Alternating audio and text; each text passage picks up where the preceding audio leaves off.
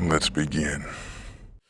I am the one and only MSJ, or you can call me Max for short, and welcome to the 31 Days of Fright Horror Movie Project, Year 8. I've been doing this for 8 years, but my previous 7 are not on this channel. They are on my other YouTube channel, which I have kind of distanced myself from, trying to start fresh, which is on the 2-Ton Nerds channel, but I've all neatly organized each of my previous years into separate playlists. But I am so proud of everything on that channel, so please go watch everything on there, especially the 31 Days of Fright. Those are like the highlights of my year of making videos. So if you are new to this concept, I will be watching 31 horror movies for each of the days in October, and we'll be reviewing them. And first up is Creepshow. Now, if you would like to see what I'm doing for the rest of this month, please click subscribe and hit the bell to stay notified for any future content that I make here on the one and only MSJ channel. Now, that was a mouthful. Now, Creepshow. Directed by George A. Romero, written by Stephen King. What a team this is, and this is such a great movie. It's a horror anthology, so you get several different kind of stories in this movie. Directed, edited, very well, very well. It's a very colorful horror movie. It's different. It just has a lot of good. It just feels fun to watch. That's exactly the best way to describe it, is that it's just fun. You get Father's Day. I think that's one of the more traditional horror ones. Then you got The Lonesome Death of Jordy Verrill. That's the one that Stephen King is in. You get The Crate, which is kind of the creature feature. Something's creeping on you.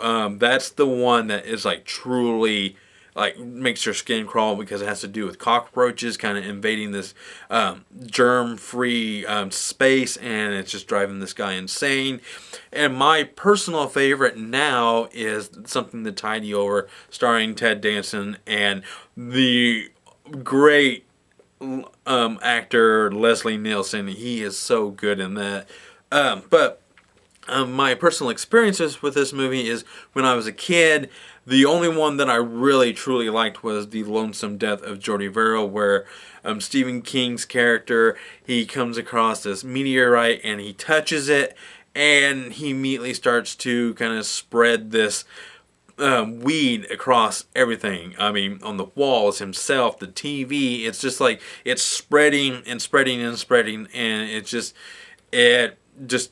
ends in the lonesome death of Jordy Verrill. I mean, he has the best intentions of this, but it just backfires in his face, and it's really good. But it's probably, I think, one of the shortest ones out of all of them, but it's still really fun.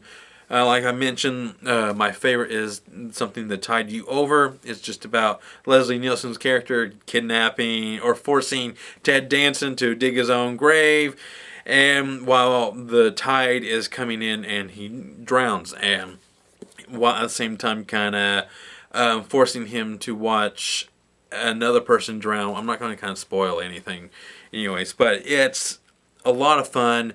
This is also bookended by two, that's kind of like how all this started.